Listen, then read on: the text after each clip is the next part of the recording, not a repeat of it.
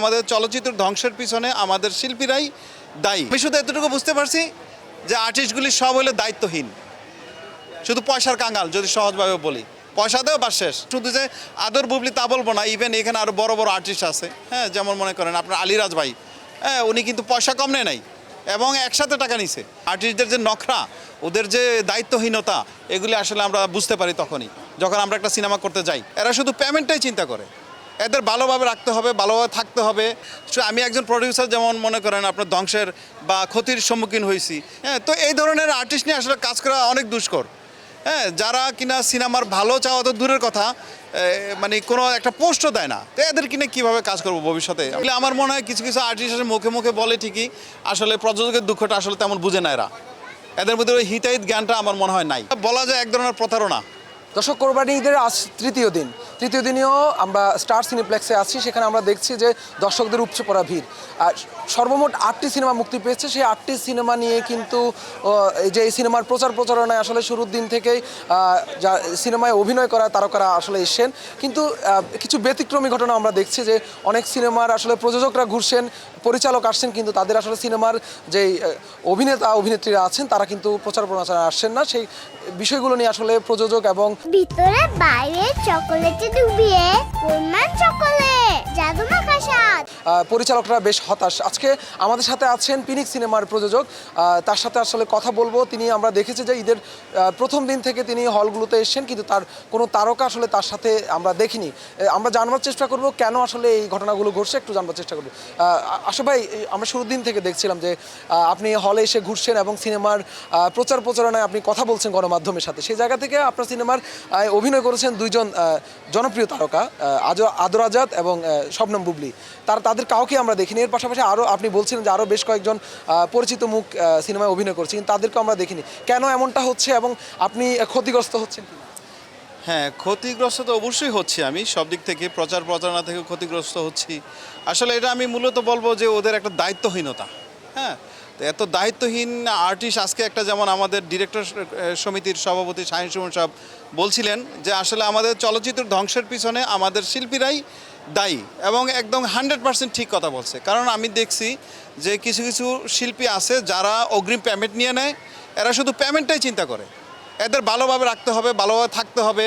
হ্যাঁ, কিন্তু তাদের যে একটা দায়িত্ব আছে, হ্যাঁ, একজন প্রডিউসার, একজন প্রযোজক কীভাবে তার লগ্নিটা ফেরত আসার তো দূরের কথা, সেটা তো হলো সিনেমা ভালো খারাপ উপর ডিপেন্ড করে। কিন্তু প্রচারণায় থাকা যে কত বড় দায়িত্বশীল কাজ, এটা তাদের মাথার মধ্যেই নাই।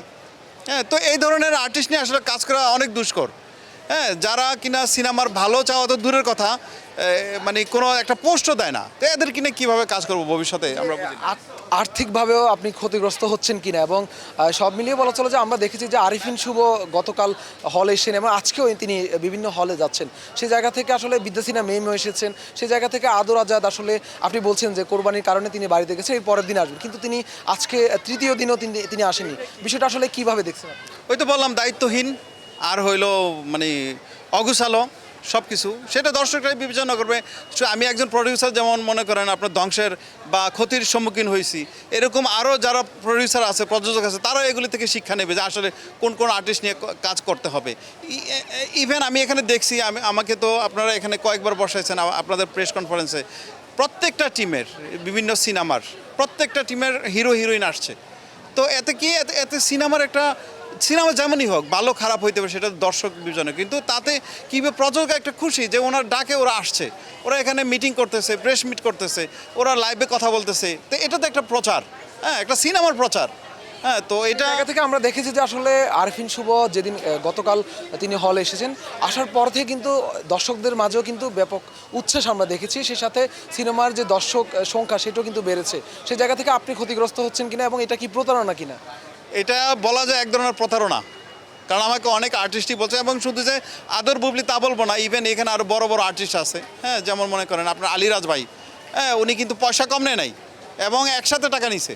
ওনার থাকা খাওয়া, ওনাকে যেভাবে স্পেশালি ট্রিটমেন্ট দেওয়া হয়েছে, যেটা বলার বাইরে। ঠিক আছে, আমি এইটা খাবো, আমি ওইখানে থাকতেই হবে আমাকে, ঠিক আছে থাকেন, নো প্রবলেম। একটা রেসপেক্ট, তাদের নিয়ে একটা স্বপ্ন ছিল, তারা অনেক ভালো আর্টিস্ট, পর্দায় দেখে অনেক সুন্দর, কিন্তু আসলে বাস্তবে কতটুকু সুন্দর সেটা তো এখন প্রযোজক হিসেবে আমি দেখতেছি।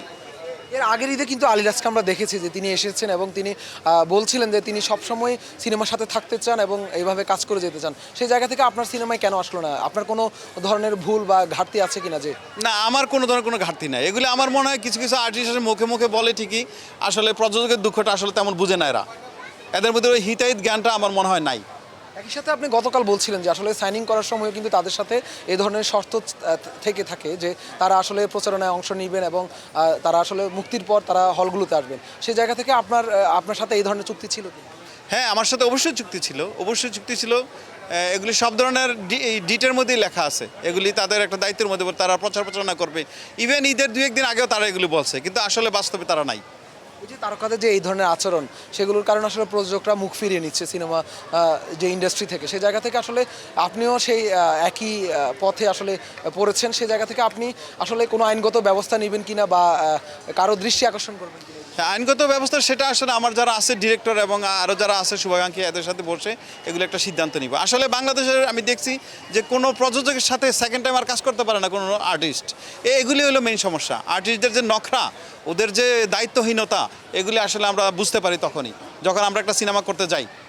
এই জন্য প্রযোজক সেকেন্ড টাইম আর ওই আর্টিস্টকে নিয়ে কাজ করতে চায় না। সিনেমার নায়ক আদর আজাদ, আপনি বলছিলেন যে তিনি দ্বিতীয় দিন থেকে আপনার সাথে যোগ দিবে, সেই জায়গা থেকে তিনি আসেননি। এখন তার সাথে সবশেষ কবে কথা হয়েছে এবং কি কথা হয়েছে? ওনার সাথে সবশেষ গত পরশুদিনই কথা হয়েছে। উনি বলছে যে আজকে আসবে, আজকেও আসে নাই। এখন আর তো কিছু বলতে পারি না আমি, এটা তার বিষয়। তিনি আসলে কি বলেছেন যে কেন আসেনি? আচ্ছা, কি বলছে কেন আসেনি, এটা যাই বলুক, আমি শুধু এতটুকু বুঝতে পারছি যে আর্টিস্টগুলি সব হলো দায়িত্বহীন, শুধু পয়সার কাঙ্গাল, যদি সহজভাবে বলি। পয়সা দেও বা শেষ, আর কোনো দায়িত্বের মধ্যে পড়ে না। সবার কথা বলতেছি, শুধু যে আদর বুবলি তা না, বাকি যারা অন্যান্য আর্টিস্ট তাদের কথা বলতেছি। আচ্ছা, আপনার জায়গা থেকে আসলে কি বলবেন? সব মিলিয়ে যে ক্ষতিগ্রস্ত হচ্ছেন, সে জায়গা থেকে আবার প্রচারণায় পিছিয়ে যাচ্ছেন, সব মিলিয়ে কি?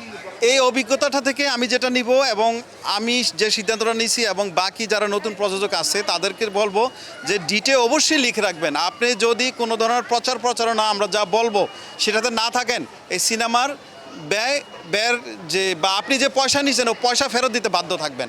এইভাবে ডিটের মধ্যে লেখা উচিত এবং মানে এইভাবেই লেখা উচিত। আমি মনে করি যে আপনি যদি প্রচারণায় অংশগ্রহণ না করেন, ঠিক আছে, সিনেমা চলুক না চলুক সেটা বিষয় না, সিনেমা রিলিজের আগ পর্যন্ত প্রচারণা যদি না থাকেন, আপনি যে পেমেন্ট নিছেন এই পেমেন্ট ফেরত দেওয়ার বাধ্য থাকবেন। এইভাবে ডিটেল লেখা উচিত।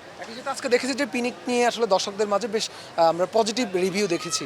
সেই জায়গা থেকে আপনার আসলে কেমন লাগছে সব মিলিয়ে? এই যে ঘুরছেন আজকে 3 দিন, তৃতীয় দিনও দেখছি আমরা, আপনি প্রত্যেকটা দিনই আপনি এখানে আসছেন এবং ঘুরছেন। সেই জায়গা থেকে সবশেষ আপনার প্রত্যাশা কী থাকবে সিনেমা নিয়ে এবং দর্শকদের সাথে কথা বলে কি কি দেখতে পাচ্ছেন? হ্যাঁ, দর্শকের এই আকাঙ্ক্ষা পূরণ করতে পারছি, সেজন্যই আমার অনেক খুশি লাগতেছে। এই জন্য এখন আমি খুব আনন্দে আছি, এখন এখানে সময় কাটাচ্ছি। দর্শকের অনুভূতি ভালো লাগে, সেজন্য আমি এখানে ভালোবাসা থেকে আসছি। শুধু যদি এই আর্টিস্টগুলি আমার সাথে থাকতো, এটা আরও মনে করেন 100-100 স্বয়ংসম্পূর্ণ একটা টিম হইতো।